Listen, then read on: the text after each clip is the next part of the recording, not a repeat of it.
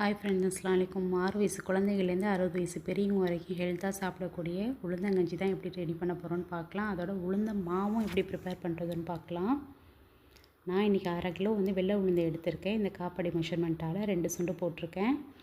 1 spoon சோம்பு, 10 ஏலக்காய் சேர்த்துக்கோங்க. பச்சரிசி 1 1/4 கிலோ சேர்த்துக்கோங்க. 1/2 கிலோ உளுந்துக்கு 1/4 கிலோ நீங்கள் பச்சரிசி சேர்த்துக்கணும். இப்போ நம்ம ஃப்ரை பண்ணி எடுத்துக்கலாம். நான் பாதி பேட்ச் போட்டு வறுத்து எடுத்துக்கிறேன். ரொம்ப செவக்க வறுக்க தேவையில்லை. ஓரளவுக்கு வாசனை வந்ததுக்கப்புறம் எடுத்துடலாம். இது மாதிரி நான் 2 பேட்சாக பிரித்து வறுத்து எடுத்துக்கிட்டேன். நம்ம சேனல் இப்போ தான் ஃபஸ்ட் டைம் பார்க்குறீங்கன்னா மறக்காமல் சப்ஸ்கிரைப் பண்ணிவிட்டு பாருங்கள். அரிசியையும் நம்ம வறுத்து எடுத்து வச்சுக்கலாம்.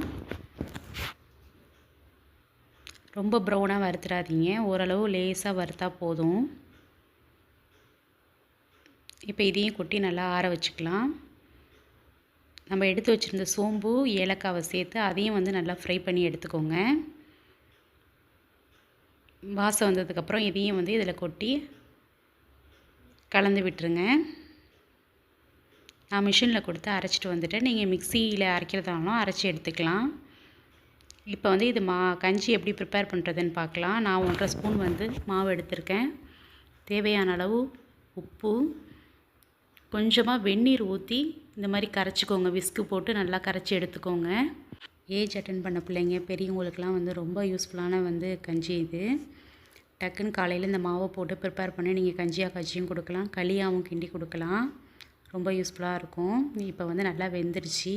தேங்காய் பால் இல்லைன்னா பசும்பால் சேர்த்துக்கோங்க. நான் பால் தான் சேர்த்துருக்கேன். தேவையான அளவு ஜீனி சேர்த்துக்கோங்க. நான் இன்றைக்கி முந்திரி பருப்பு தாளித்து ஊற்றலை. நீங்கள் முந்திரி பருப்பு வேணும்னாக்கா நீங்கள் தாளித்து கொட்டிக்கோங்க. நான் வெறும் 6 kg நெய் மட்டும் சேர்த்துருக்கேன்.